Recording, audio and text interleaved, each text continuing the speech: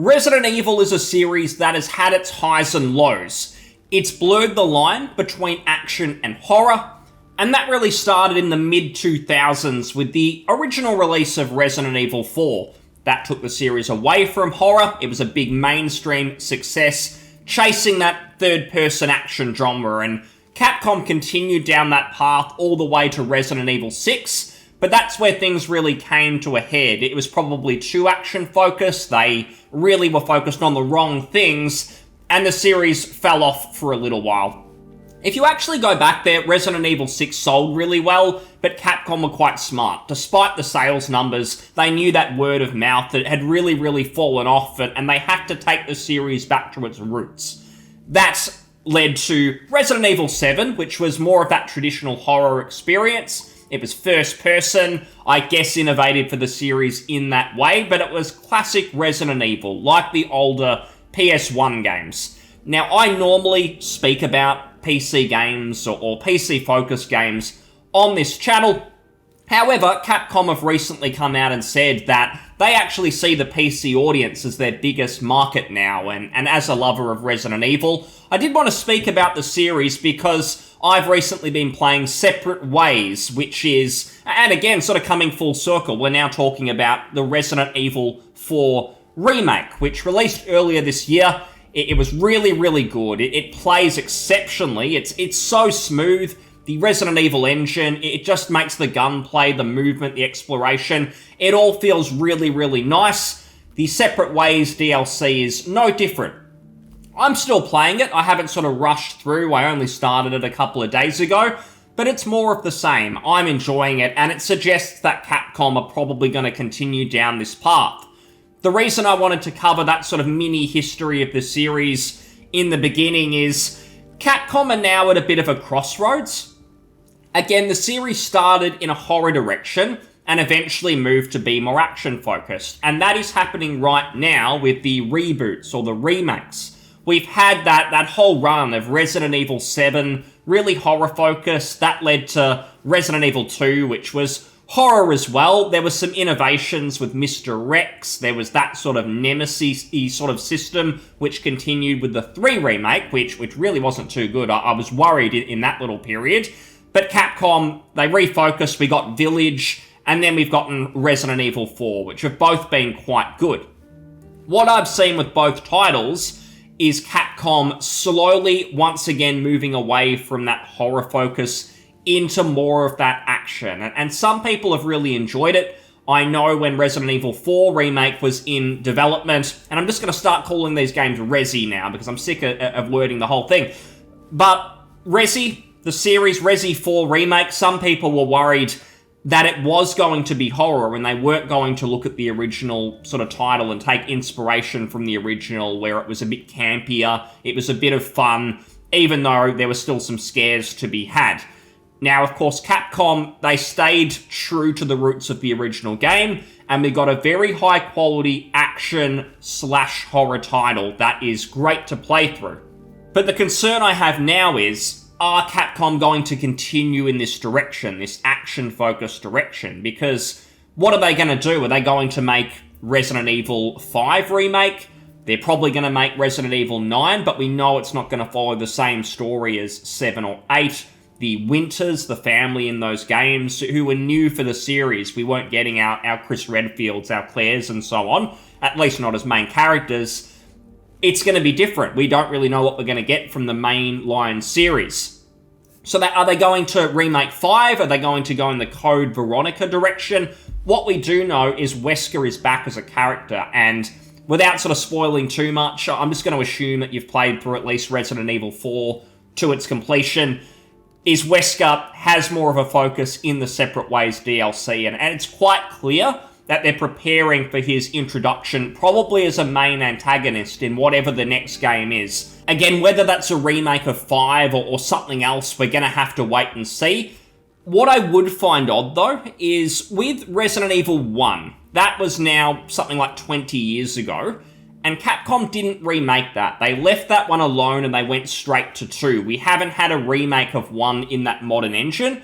What would kind of be odd for me is Wesker hasn't really been there in this reboot series, And then they're going to bring him back as sort of a bonus in Resident Evil 4. It's a bit of a twist that you see him again. And then what? He comes back in a remake of 5 and they kill him off? That seems strange to me.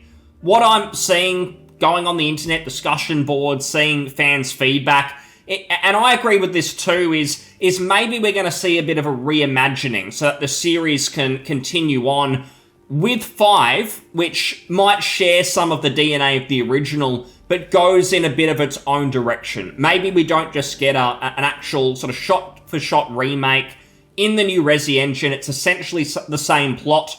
Maybe they look at things differently. Maybe we still go into that setting and we see Wesker. Wesker's the villain, but things don't end there. It's a bit of a reimagining and we get some surprises, some twists. And that takes us into a Resident Evil 6 that is totally different. It just wouldn't make sense to me that Capcom would have this train going and they're running towards a wall, which would be essentially where the series fell off last time. Why would they do that? Surely they want to set the series up for its best success, which is going to be righting the wrongs from last time. It's starting to also get a little bit odd that we've now got these 2 series essentially running parallel. We've got the remake series, which is now up to potentially 5, if they don't touch Code Veronica, which it sounds like they won't. Maybe they somehow combine it with 5. Maybe there's a flashback story and something in the modern day of the universe, and they manage to sort of fill that gap, because it's quite important for the mainline Resident Evil story. If you look into it, Nemesis number 3 was actually meant to be a spin-off, and Code Veronica was meant to be the mainline game. So there's some juicy stuff in there. It's not really something they should just completely ignore. So we'll see what happens there, but in terms of these parallel series, you've then got Resident Evil 7, 8, and soon potentially 9 going in a completely different direction. That was kind of fine when we were focused on the Winters, completely new characters. But if it is the case that the Winters won't be there and we're going to go back to classic Resident Evil characters, how does it make sense that you've got this story going on in Resident Evil 5 and something going on in Resident Evil 9? Surely that's going to be confusing to anyone who's not a hardcore fan. And maybe at some point they're going to sort of blend into each other, and then we're going to continue with just mainline games, maybe some spin-offs, but not numbered titles alongside each other. We are past the period where there's still classics to remake, unless they do want to make a remake of Resi 1 in the modern engine.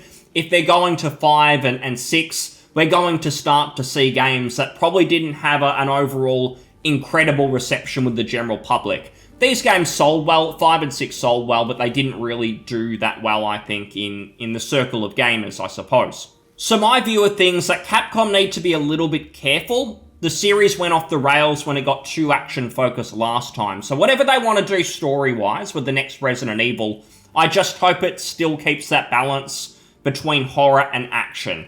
I'm not sure they're going to continue with first-person, given they've invested in third-person modes and they seem to be very popular. I do have a feeling that we may be back to third person and first person will be put on the back burner. I'm okay with that as long as we see the horror focus. Something like Resi 2 Remake, that was probably peak for me. I really loved Mr. X and that sort of cat and mouse that you played with, this really well-designed enemy, and not everyone liked it, but for me it really changed things up and made me want to replay it. I really enjoyed that sort of anything could happen. It was different every time. It was a new experience in the horror genre for me, and I don't think Capcom have innovated like that for a while, and haven't probably innovated since then, even though a lot of these games like Resi 4 Remake have been really, really good. So I hope they keep the horror focus. In terms of what's to come, there's other competition as well. There's been a period where it's pretty much just been Capcom making mainstream horror games, and most of the other good ones have been indie. We know Konami are now going to be remaking Silent Hill 2, which is one of my favourite games, and I really hope that Konami and the studio who's making this, I think it's Bloober or something, I'm going off memory here, but I wasn't a big fan of some of their titles like Layers of Fear. I found they were extremely boring. I'm not even someone who just automatically hates walking simulators with no combat. I enjoyed Amnesia, the original one. There's some other titles like that I've gotten into. But Layers of Fear I just thought was a bit of a joke. There was just nothing scary about it. I found the gimmick where you turn around and things have changed, you look in another direction and the wall's not there anymore. I understand what they were trying to do, but I've seen that done better in other titles. I just think Bloober, again, whatever they're called, I don't think that they really have a lot of talent in there, I'm sorry to say. Trusting them with a remake of Silent Hill 2, that is risky. What I've seen so far looks okay, but if it's going to match up with the original and even compete with the Resident Evil titles, I know Silent Hill's more about the story, the atmosphere, it's less about the combat, but at the end of the day, they are sort of going to be alongside each other, and people will compare them, certainly on the gameplay front.